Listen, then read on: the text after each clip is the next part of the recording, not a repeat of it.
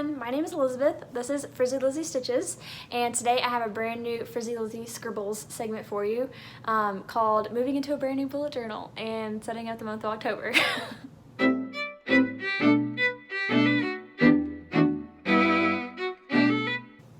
So if you're new here, or you are normally here for my cross stitch stuff and you're like, what the heck is this bullet journal thing?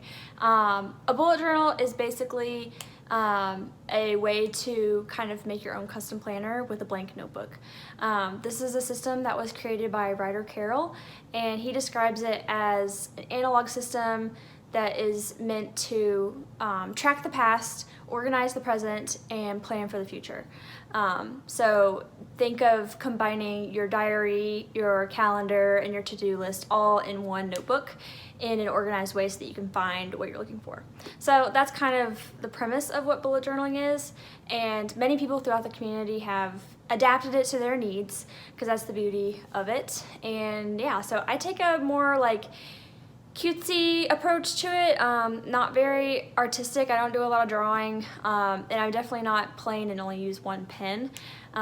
Somewhere in between with, I like using stickers and washi tape, so you'll see a lot of that if you haven't watched my previous bullet journal videos. But yeah, so I'm gonna quit talking here because there's probably gonna be lots more of me talking later, and I'm just gonna let you get into it. So thanks for joining me. Alright, so before we get into setting up my new journal, I kind of wanted to talk about what I was using, what I'm moving into, and some tools that I like to use. So this is my old bullet journal. I've been using this for a year and a month. This is a Scribbles That Matter. You can buy this from their website or Amazon. They come in lots of different colors. Has the elastic closure, pen loop, bookmarks, all that sort of stuff. It's an A5 dotted notebook, and it has really thick paper, which is something I really like about it. So this new notebook that I'm using, it has all those same features, but it just looks a little, cuter and prettier, I guess. This is from Shop Amanda Rach Lee. Amanda Rach Lee is a very popular bullet journal YouTube channel. And she's gotten to the point where she makes her own, planners and notebooks. So this is one of the blank notebooks. It's also A5 dotted, basically everything the same with this, except for this one actually has like an index built into it and some things like that. This does not, but you can add that in if that's something you want to use, which I am. So, for writing utensils, I'm just going to show you my top 4 favorites. So number 1 is a gel pen. I specifically like this Sharpie S Gel in 0.7. They sell these in lots of different casings, but I think they just sell like black, red, blue, and green. And then I also like having a fine liner. This is a Pigma Micron. This is the plastic nib. I like using this one for drawing boxes and calendars and things like that, whereas this one I like to actually use for like my handwriting and like writing to-do items and things like that.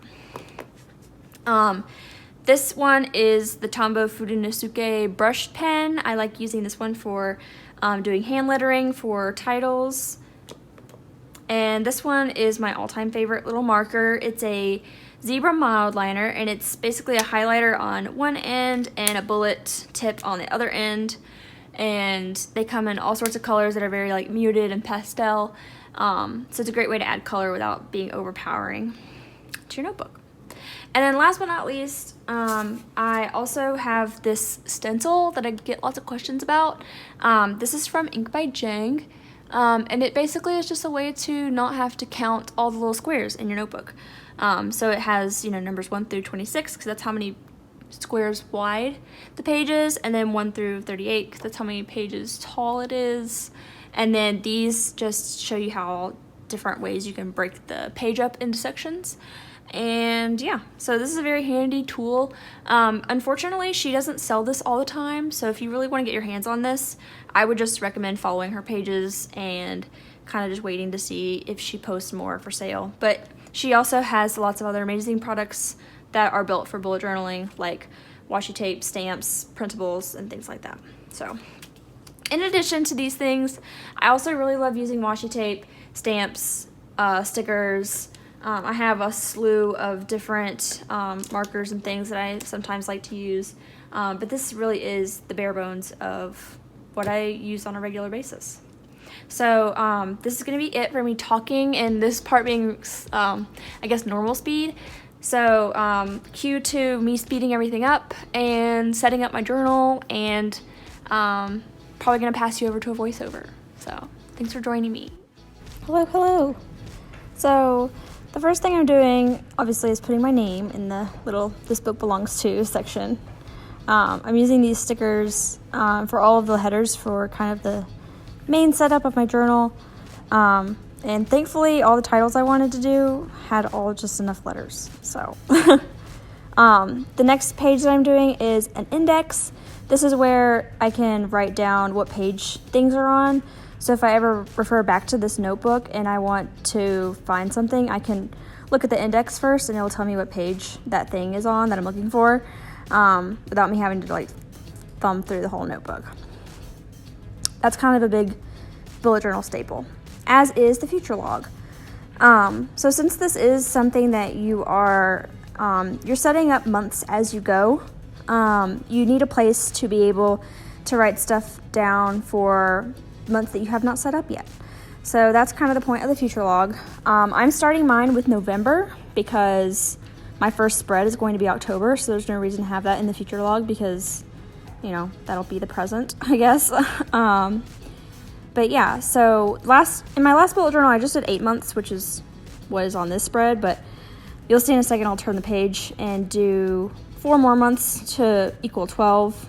In my last notebook, I actually finished. I didn't think I was going to be in that journal for that long, and so I ran out of room in the future log, and then I just didn't end up using it, and things kind of got a little confusing in my brain. But to write all those numbers out for the calendar, I am using some stamps from Ink by Jang, which is the same person who made that stencil that I showed in the last clip. And it's super easy. And if for months that don't have 31 or February, you can just put a post-it down where those days are so that the ink will go on the post-it and not your notebook. So it's a really handy tool. It can be messy at times, but I think the overall effect is definitely worth it. So I like to keep this section pretty basic with no decoration because it just makes it more productive for me, and I definitely like to use as much of the space as possible for writing stuff down, mainly because I have kind of big handwriting, but also just because I want to be able to have room to write everything down. So the other thing that I'm doing on this side of the page is I'm making 2 little sections for lists. One of them is for projects that I want to do. These are ideas I have, but I don't know when or how I'm going to do them, so I kind of just let them hang out on this page until I figure it out. And kind of same thing with this wish list. Kind of gives me a chance to think about, do I really want this thing?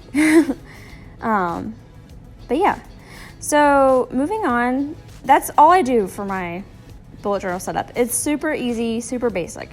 If I ever come to a point where I need another page, I want to make, a list of books to read or something like that, then I will just add that page in the middle of my notebook whenever I'm ready to add that page. But those pages that you saw me add just then are the ones that I know for a fact that I will use. So just finished my October cover page there. And that blank page next to it with the sticky note on it, I'm going to use that at the end of the month to print out photos and kind of journal about how the month went, kind of as a memory keeping scrapbook type thing. I used to do that a lot in my old bullet journals, and I kind of picked it back up again within the past several months, and it just makes looking through my journal really fun when I go back and kind of reminisce on what happened in my life. So here I am setting up the calendar and drawing all these tiny numbers, or writing all these tiny numbers. I decided to flip my water tracker around. I used to add the dots going down, but now I'm doing it going up so that I can like draw a line graph so I can see, you know, kind of a pattern of what days I drank a lot of water and what days I didn't.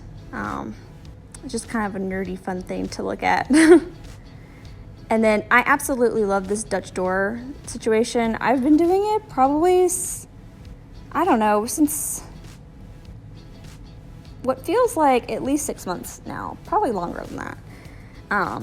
But it keeps everything on the same spread with giving you a little bit more space with that extra flap.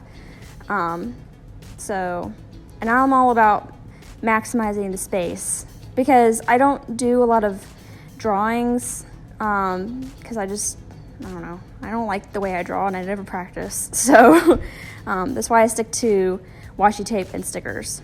So I also really love all these letter stickers that come in my Pipstick subscription.